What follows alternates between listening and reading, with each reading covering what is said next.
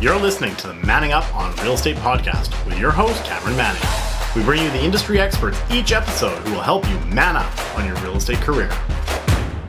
All right, welcome back to the Manning Up on Real Estate podcast. This is your host, Cameron Manning. We are here with another exciting interview, and honestly, this is an interview I've been waiting so long to do, especially when we decided to relaunch this podcast here. This was one of the highlight interviews that I was hoping to get, and I'm excited to be bringing it to you today. What I have here is a dynamic duo, a powerhouse real estate team that is in the downtown Vancouver market, but they don't just sell downtown, their office is there, but they're selling all over the lower mainland.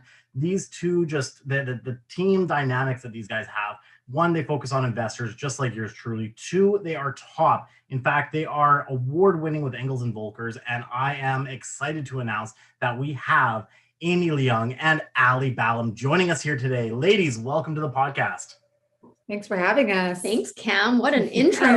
I know. Wow. I have told Cam he has a radio and a TV voice, and he's just nailing it today.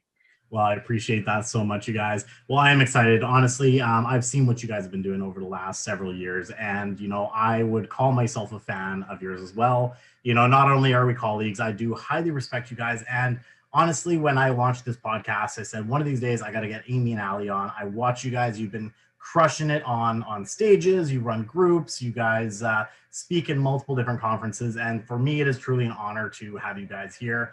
And I really want to introduce my crowd to you guys, what you bring to the table and who you are. The goal of this podcast, of course, for everyone listening is if you're interested in any facet of real estate, whether you're an investor, a realtor, mortgage broker, any sort of real estate professional, I hope you get some value. And I know these two ladies are going to bring you an extreme amount of value today. But let's take things back a little bit. Let's talk a little bit about who Amy and Ally were pre-real estate. So I'll let you guys, kick it off. What did you guys do before you got into real estate? Feel free to, someone take the charge on that one. Sure.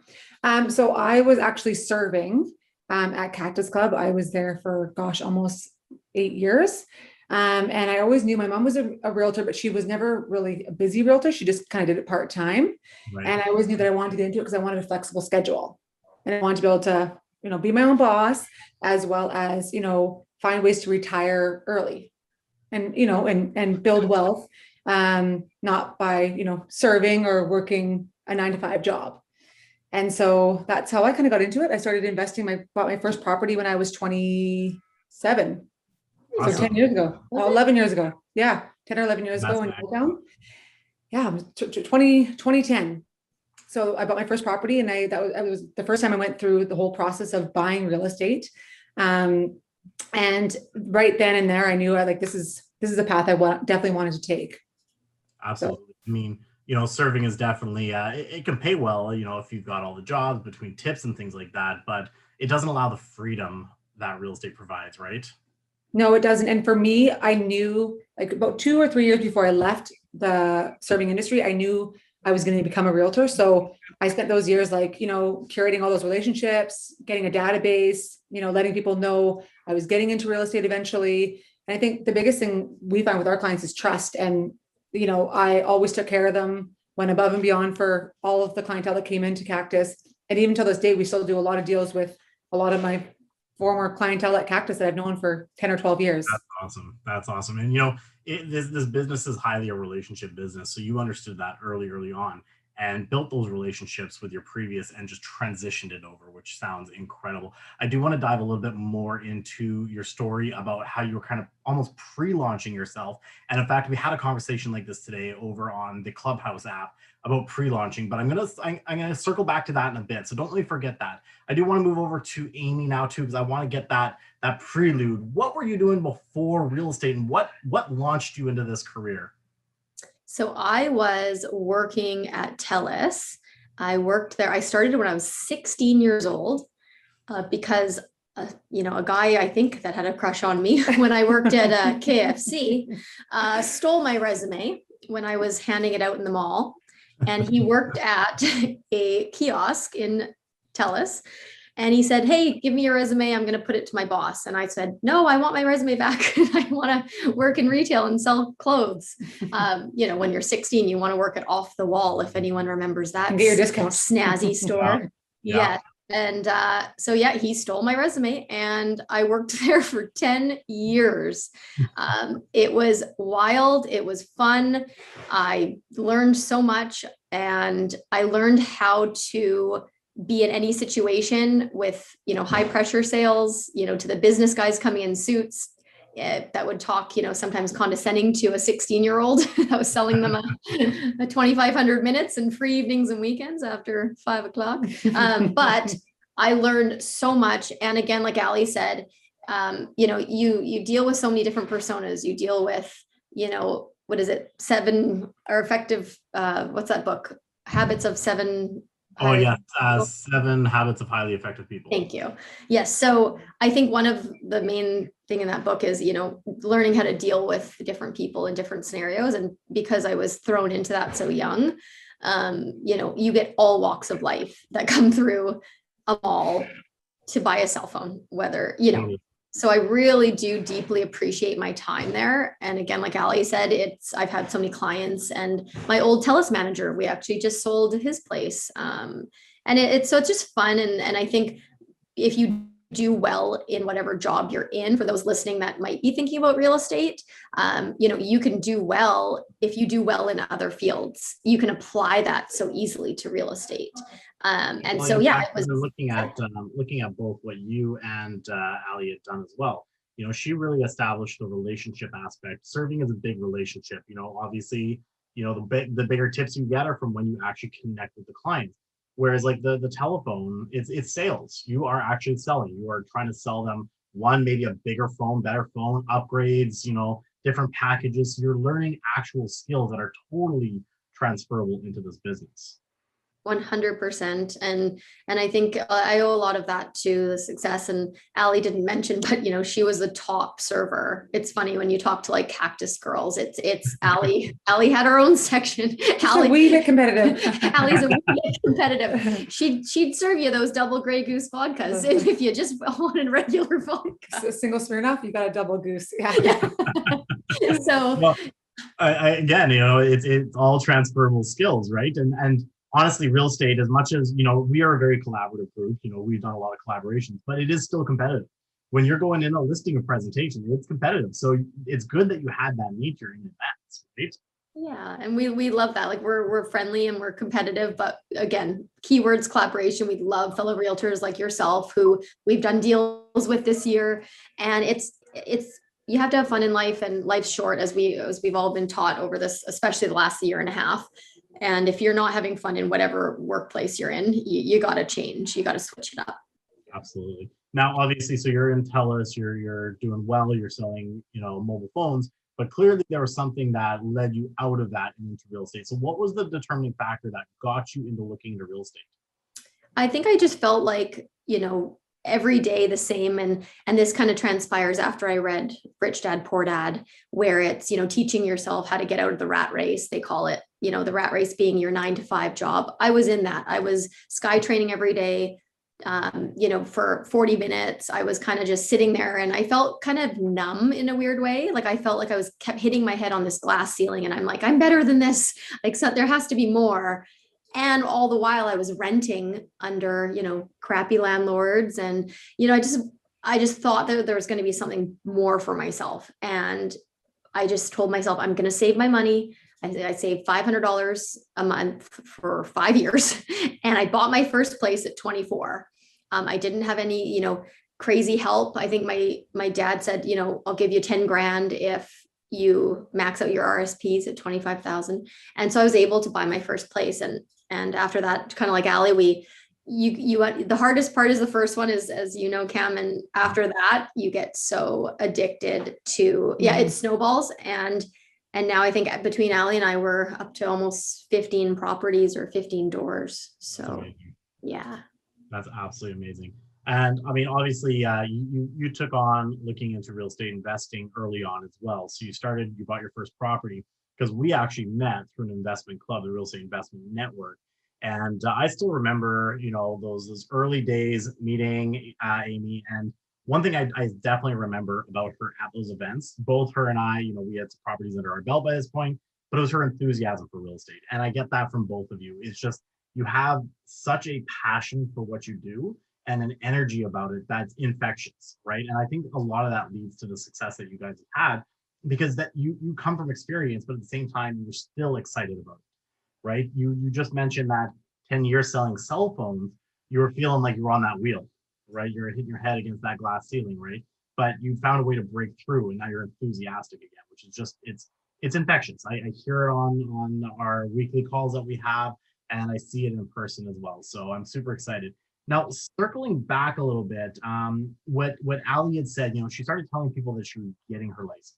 And I think this is a big mistake that a lot of people make. And I think this is a great point that we can hammer home for anyone who's thinking about getting into real estate, whether it's an investor, a mortgage broker, anything realtor, is kind of pre-launching yourself. Start telling people what you're doing early, because at the end of the day, this business does take a little bit to ramp up, right? So take us through what your thoughts are on like why it's important to actually do that pre-launch, let people start knowing, start screaming it from the rooftop. Yeah. For me, like I said, my mom was in real estate, but she wasn't really a high producer. She did kind of part-time.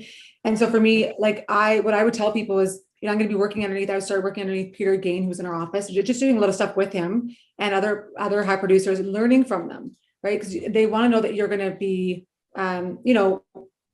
educating yourself and learning along the way. So I think it's important that, for me, for what I was doing all the times, I didn't bring it up all the time, but I just said, I'm doing open houses with these people, he's the top producer in our office. I'm learning from him. I'm, taking courses, I'm reading books, just educating myself, right? Just so they can become more comfortable. And telling people that, you own real estate and you just bought in Yale Town. Cause I think, because people still think, we're young and, we hope that we still look young, but we're in our high to mid 30s. So we don't need to talk about age. It's okay. Yeah. You two are still very young. Yes.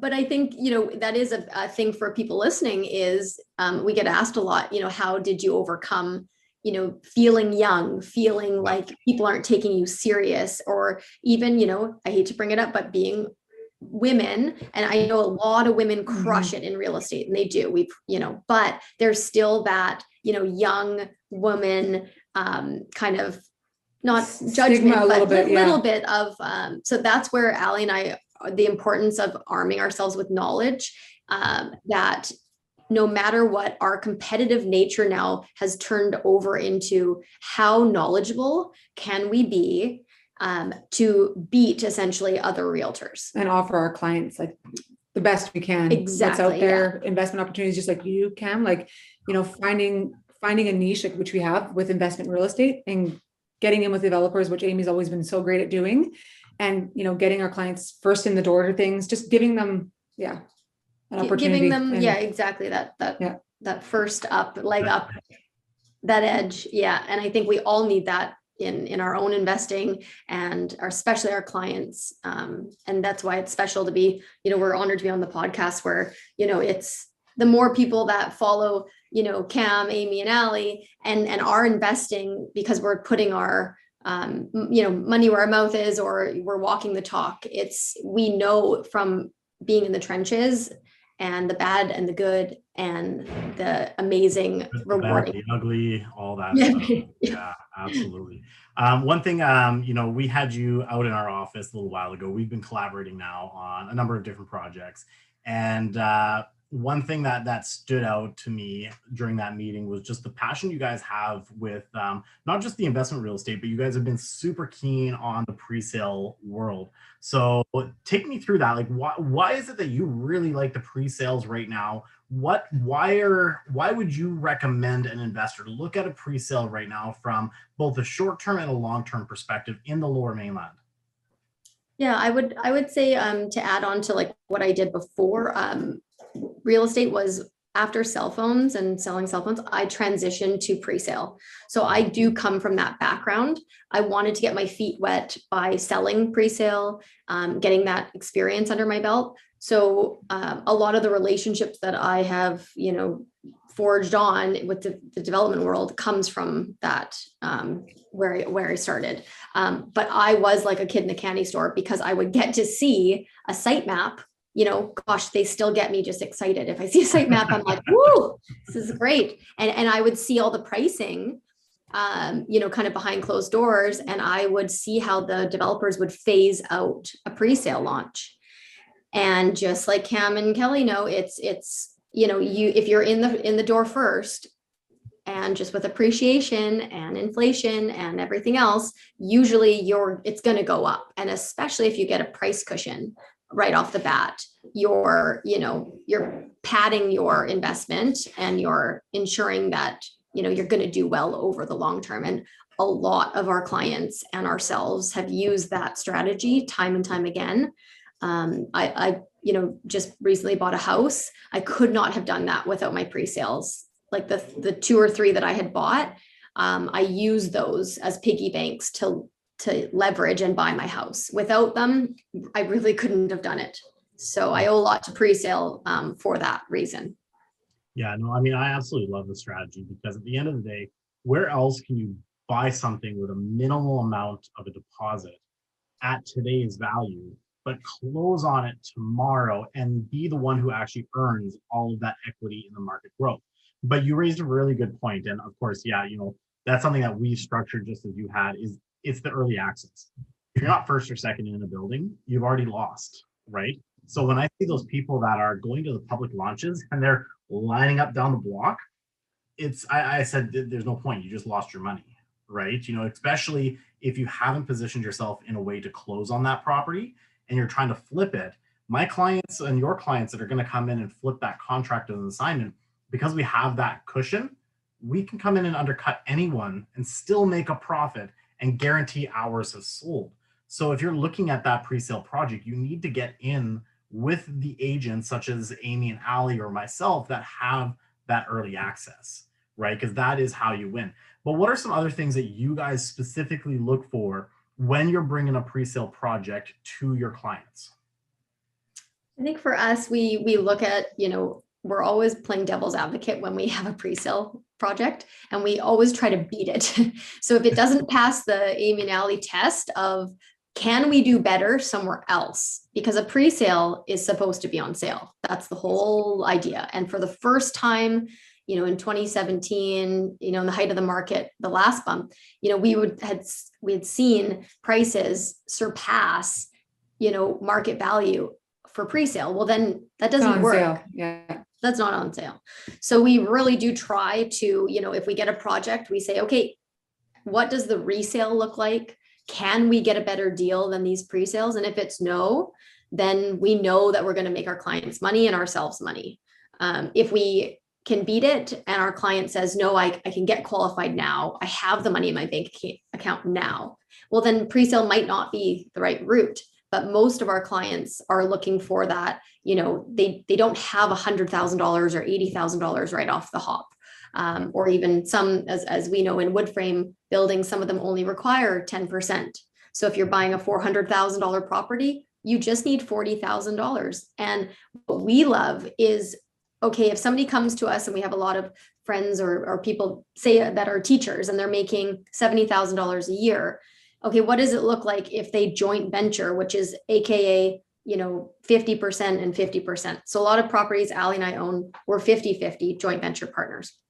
Now, if you tell somebody like a teacher and say, hey, look, we want to add to your wealth. We want you to increase your net worth. We want you to retire early with a more cushion of a pension. More cushion on your pension, because let's face it, pensions, yes, they're amazing, but they don't allow you to have that amazing life or that Hawaiian villa. It's not going to happen. And with inflation too, everything's going up. So, we meet some firefighters that we've been transitioning into buying and that have been renting for so long. They go, I don't need I'm going to get paid for the rest of my life. Well, you get paid for the rest of your life. Your rent, that's $2,000 now. In 15 years when you retire, might be $3,000. And then your pension might only be $4,000. Yeah. What do you do? In a lot of cases, a lot of people are having to live below the means they've established when they retire. And to me, it's a sad scenario when you worked for 50 something years just to downgrade your lifestyle because you can't afford it anymore. There's no reward at the end of the line, right? And so I 100% I agree with you guys. Like it's educating clients to be able to understand why they need to do this, why it's a good option. And I like what you said too, like, you know, if it doesn't pass the Amy and Ally test, you know, if that is a huge, you know, what's the word I'm looking for? Like, you know, advocacy for the building. If the two of you go into the building yourselves and purchase, like, honestly, you can say, hey guys, we're buying in here. We think it's a good investment. We're putting our money where our mouth is. And so that's why we believe in the project. That's why we think it's going to be good for you guys. And I think that's awesome because, again, I think the biggest problem in our industry too is even a lot of realtors don't own real estate. They don't invest. And Yeah. it's super surprising. And, you know, when I had the conversation with them, they're so scared about it. And I said, if you're scared, but you're going out and convincing other people to put their money in real estate, whether it's a personal property, like principal residence, or if they are selling investments and you're not willing to do it, it's like when you go and talk to a mutual fund manager and find out that they're not investing in the same mutual funds, to me, right? So you need to, if you shouldn't be selling something you don't believe in, right? So the fact that you guys go into that project is a huge, you know, confidence booster for your clients, which I absolutely love. So, you know, moving a little bit away from the pre-sale. So I'm a huge fan of pre-sales too. You know, obviously, you know, we've sold a lot as well. You know, I've just recently purchased one myself again. So it's like, you know, it's all you're like, again, that kid in the candy shop, you're like, ooh, I get the full choice because I'm literally, I see it first. And in a way, Kelly and I talk about it. Real estate as realtors is almost like legal insider trading. We know the information and we're allowed to act on it, right? Unlike if you're like a stockbroker or something and you know a tip, you're not allowed to act on it. So again, you got to take advantage of that. Now, moving forward, like one thing that I really like, we talked about how collaborative you guys are, but you also are very educational. And that's, I think, the key thing. And there's so many different things I've watched you guys do that I want to touch on. And, you know, give as much as you feel, but I know you guys are pretty open with sharing. But the first thing is Rich Dad, Poor Dad. Big influence on both of you guys. I think a lot of investors specifically start with that book and they get that mindset shift that says, okay, I got to do something different. You guys have taken that to the next level and you are spreading the word of the Rich Dad book. So tell us a little bit about some incentives that you guys do with that book. Yeah, I think it stems as well from Ally. You know, she was always really worked into hosting like the firefighter golf tournaments. And so we would set up our table and we would have, you know, a game. And actually, Ally's a really good golfer, so she'd actually be golfing and I'd be manning the hole. Sometimes I got to play. I was like, where's Ally? Here I am doing a game with all these drunken firefighters. No, I'm just kidding. Yeah, no, it was so fun. And again, the name of the game was Teaching the First Responders. It's such a passion of ours because again, you know, these people give so much in their day. They wake up every day and they pretty much rescue us all day long. Like, let's be serious. And especially during COVID, it's like the nurses, the doctors, the RCMP, the firefighters. We just feel very, you know, indebted to them. And so if we could even give them tips and be that open book and spread the wealth love, you know, the more the merrier. And so we actually, Ally was going to show you, well, for the people listening, we have a box of Rich Dad, Poor Dad books that are about to be deployed to the fire halls and the RCMP units. And just as a gift to them to say, thank you for all that you do. And we were recently on the First Responders podcast. And if anyone wants to learn more about real estate investing, what a great podcast. Oh, it's great. Yeah. Yeah. And we talked a lot about tips and tricks and kind of trends that we're seeing coming up, you know, and we were kind of chatting about that you cannot change, like, regardless of if someone says, oh, what if the market corrects? Okay, sure. You know, what if it does a little bit? You know, Ally and I both bought in 2009 and 2010. The market completely crashed from the 2008, you know, crash in the States. Canada's usually 12 to 18 months later in the cycle if the States crashes. So, you know, here we are holding our real estate that we, you know, saved so hard for. But guess what? They're over 300 grand each. So it didn't matter. Yeah. Because we weren't selling. Yeah. We kept them. I was living in mine. Ally was living in hers. And then we rented it out. Yeah. So the tenant is paying your mortgage. And again, just follow your due diligence checklist. And we have those checklists for our clients. Again, it has to pass a certain test and a formula. But with, the Rich Dad Poor Dad again, sorry, we're going off on a tangent. No worries. It's we're very passionate, to say the least. Oh, I think that speaks volumes.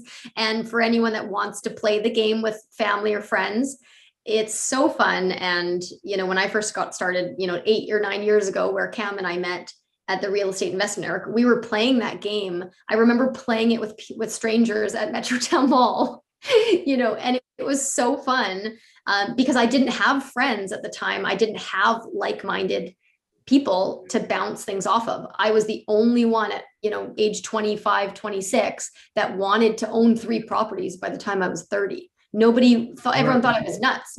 Yeah, absolutely. Everyone thinks that we're a different breed out there, that we're investing in real estate. A lot of people at our age at that time in our 20s, they're thinking more about what's the next toy they can buy or where they can go on vacation. And they're not thinking about the sacrifice. But the thing is, though, and if you're listening to this and you're in your 20s, a little bit of sacrifice now yields to an incredible lifestyle, and not that long after. I mean, we're all only in our 30s, and yet we have the freedom now to say, you know what, I do want to take a trip, and I can afford it because I've got tenants paying me cash flow every month. I've got, I got the ability to go and buy that. You had mentioned something. What was it? You would rather have more properties than purses, I think it was. Oh, that. Yeah, Ali and I we were counting how many properties we had, and sometimes we forget. Like, we had bought a lot in Red Mountain. Yeah, we bought a lot to build a modular home on it and rent it out Airbnb. And we were trying to count all our properties, and Ali looks at me and she goes, "We have more properties than we have purses." And I thought that was cool, so we posted it on our Instagram and social channels. I think that's absolutely hilarious. And how many people actually think like that? You know what I mean? Like, I feel like a lot of people focus on, oh man, I gotta go get that next LV purse or something like that, and they'll drop, in my opinion, what's close to a down payment on why don't you buy the property first and have your tenant pay for your purse? You know what I mean? Exactly. And that's where I never bought. My first Prada purse was 3 years ago at age 33. And I think a lot of people would think, oh, Amy has so many materialistic things, right? No, I'd rather have you'd already owned 7 or 8 properties at that point. So yeah. And same with Ali, we'd rather have that to me. And that's why anyone listening, especially a woman listening, girls, we need to be more in the investment game. We were trying to interview women that invest in real estate, and outside of, say, Kelly Fry, who Cam works with, it is so hard to find younger girls under 30 that are investing because everyone's telling them they can't do it.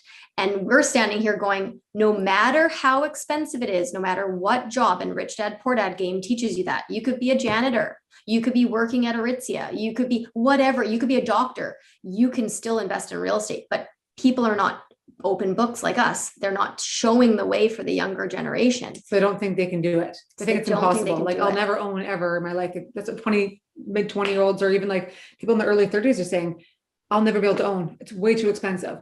Well, no, you start off small, even if it's joint venturing with 2 friends or a friend, or, going in on something with your parents or doing something, right? There's ways to do it. You just have to be creative and know where to start. And I think the biggest problem too is our society has bred it into people's mind that you have to own a house. But there are opportunities now, especially in our market. Owning a condo is, in my opinion, just as good as owning a house right now, both from the appreciation and investment play. So if you get into a house, yes, our rundown houses are now well over 1.5 million. Go to a condo, right? Start with a 1-bedroom, if anything, and build your way up from there. But at least you're in the market, right? And I think that's the problem, is that our society is so focused on the old school mentality that 30 years ago, condos weren't really a thing people would want to live in, and now it's kind of the norm. Honestly, I love condo life. I don't have near as much stuff to maintain. It's easier for me, but too many people are just, they think I can't afford a house, and they don't consider the other asset classes that you can start with and build yourself up. You've mentioned several times the Rich Dad game, right? The cash flow game. And I love that game. And you mentioned that you can be a janitor and get out of the rat race. You can be a doctor. I always loved getting the janitor because I was almost guaranteed a faster out of the rat race than if I was a doctor, only because the whole purpose of the game, for those listening who haven't played, is that your goal is to earn enough passive income that exceeds your expenses. And when you're on the janitor quotient, your expenses are very low compared to a doctor with multiple toys and stuff like that on your balance sheet. So, it does prove that anyone can do it.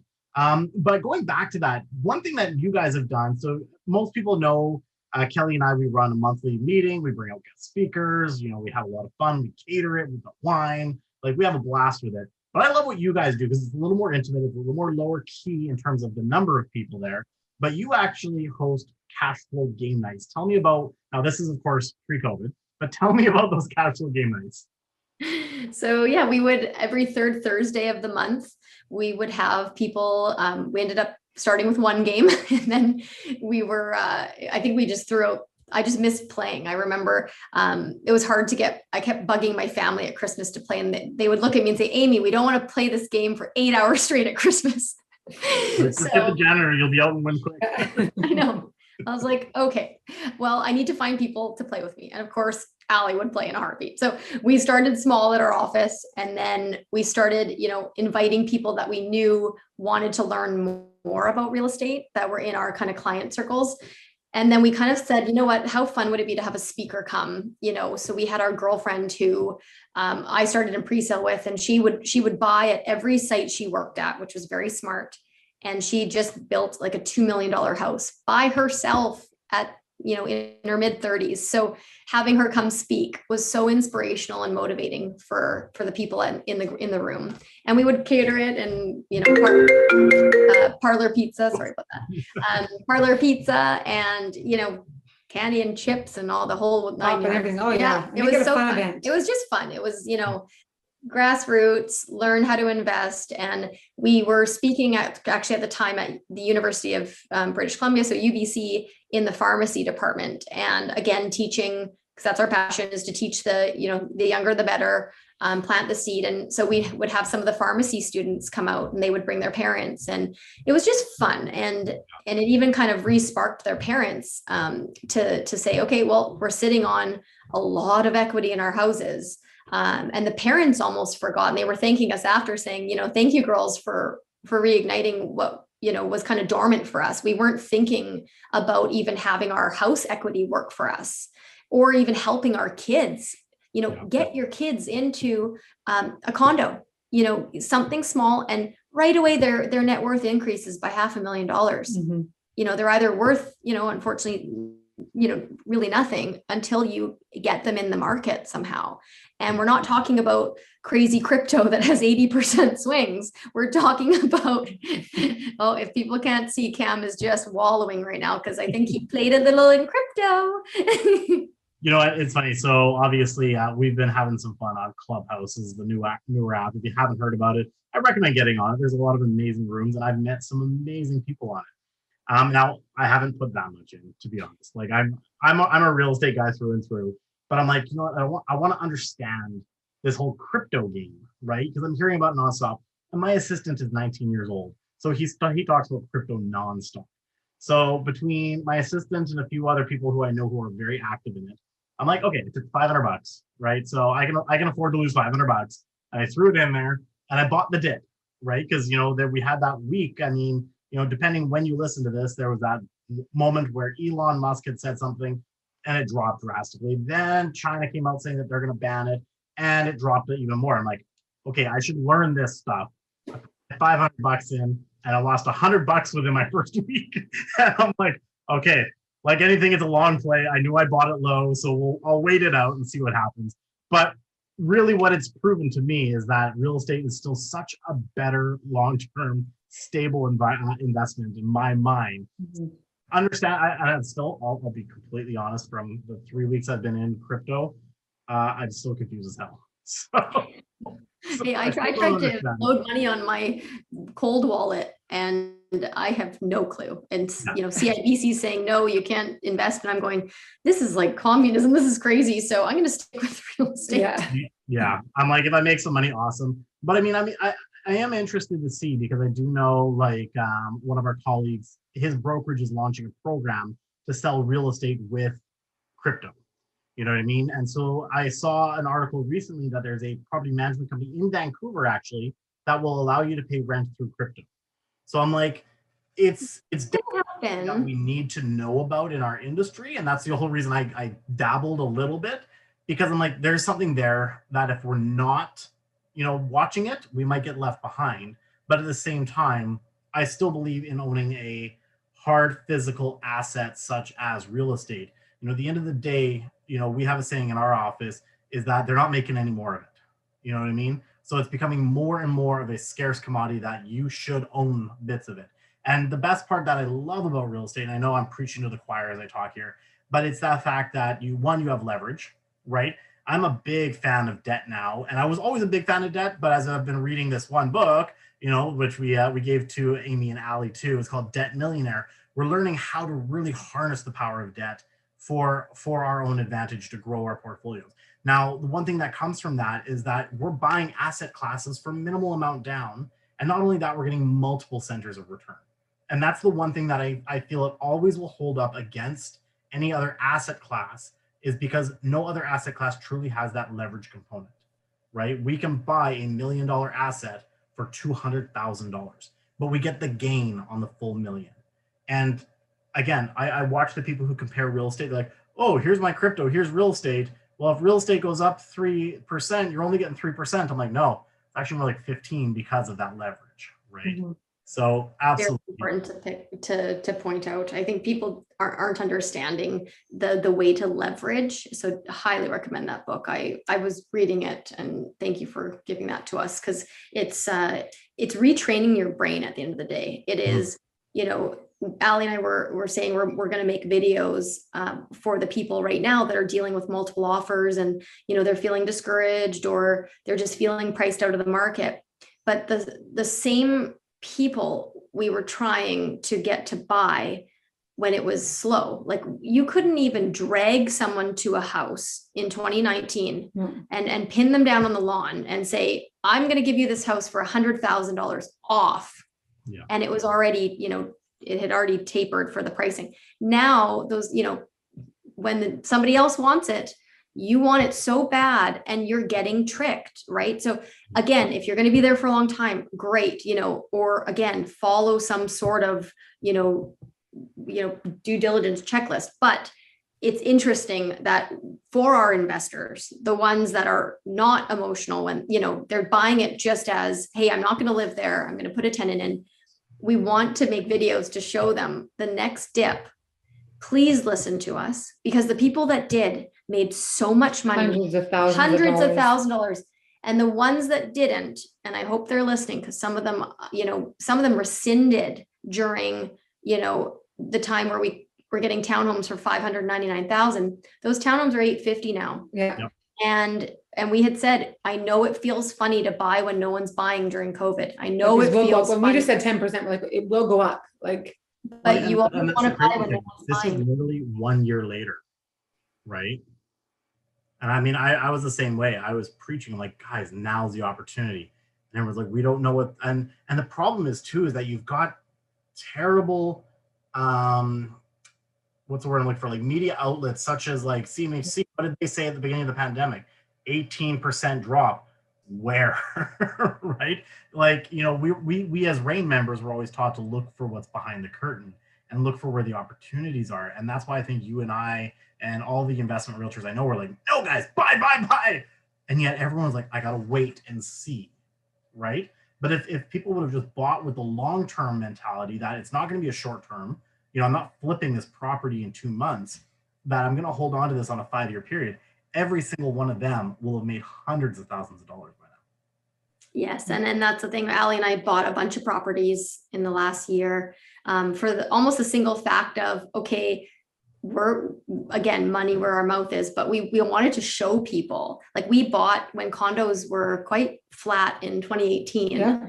We took a bunch of people, and I think we sold about 25 condos, and they were down. And a lot of our clients said, oh, this doesn't, I kind of feel sick, or are you sure? And we're going, yes, we're so sure we're buying ourselves. And now those condos, they made, $110,000 within a year, right? Like big money. Yeah.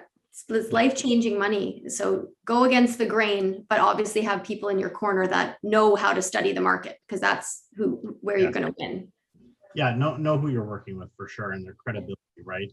Again, if an agent is talking to you from an investment standpoint, but they, again, haven't invested, maybe, you know, take it with a grain of salt. But if you've got someone like Amy and Ally who are out there in the trenches daily as investors themselves, and they're wanting to go out and buy, maybe that's an indicator because they've been through multiple markets now, know how to shift and adjust. You know, buying back in 2009 and 10 was a bold move because everyone else was fleeing, and yet ladies were jumping into the market full force, getting themselves established. So it's just bold moves, and that's again something that I really like about these guys is they are bold.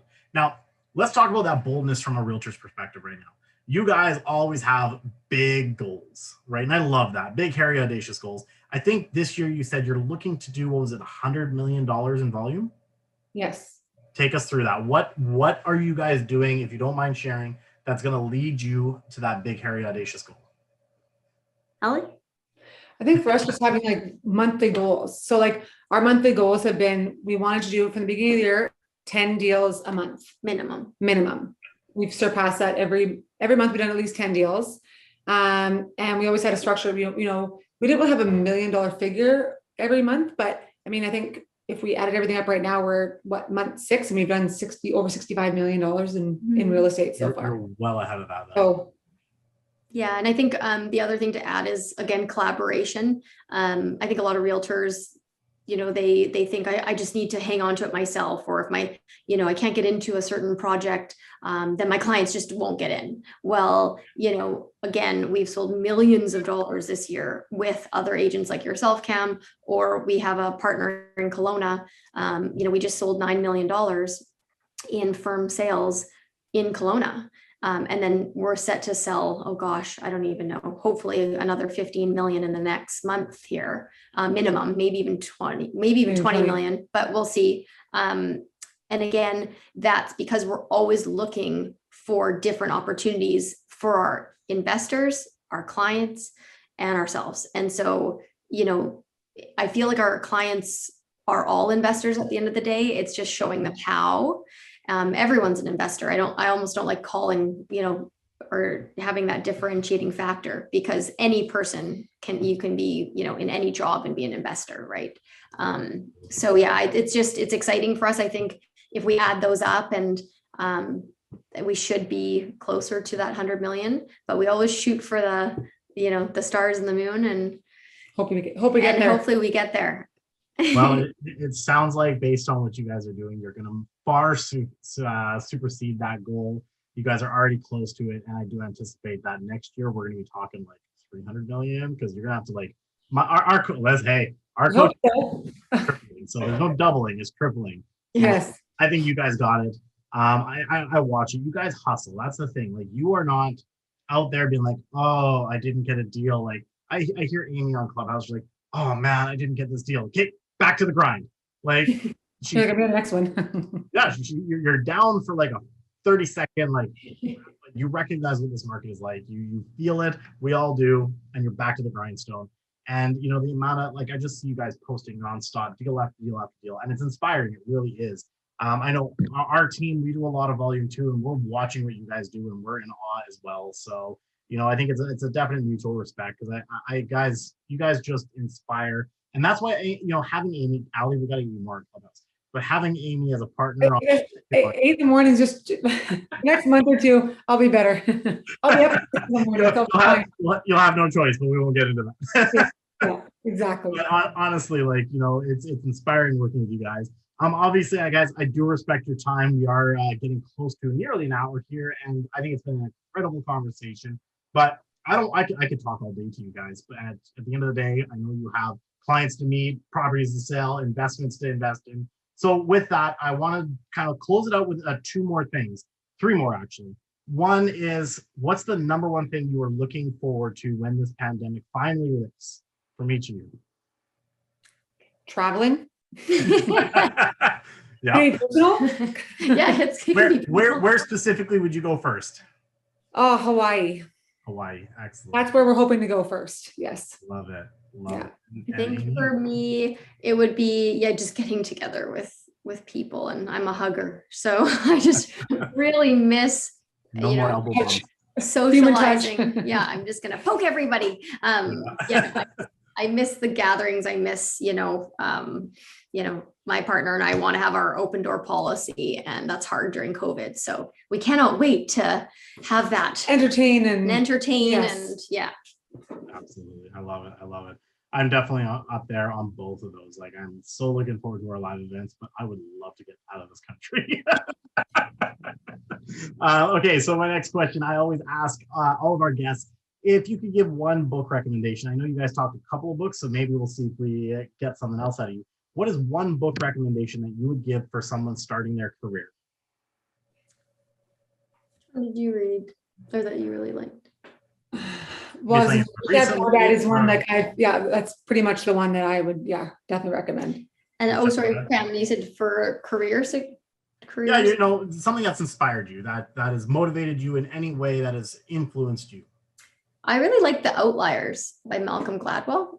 And I think there's, for anyone who doesn't know that term, an outlier is just something of value that, we ourselves could place on anything. Like if it was real estate and it had a really large patio, that could be an outlier for that property. Something that is valuable to us that not everybody sees, I guess, or so I would say that one kind of teaches you about how to see value and creativity out of not really nothing, but just different things. I really liked that book. Different perspectives. Yeah. Totally. So Outliers, and I think you said Rich Dad Poor Dad, right, Ali? Yeah.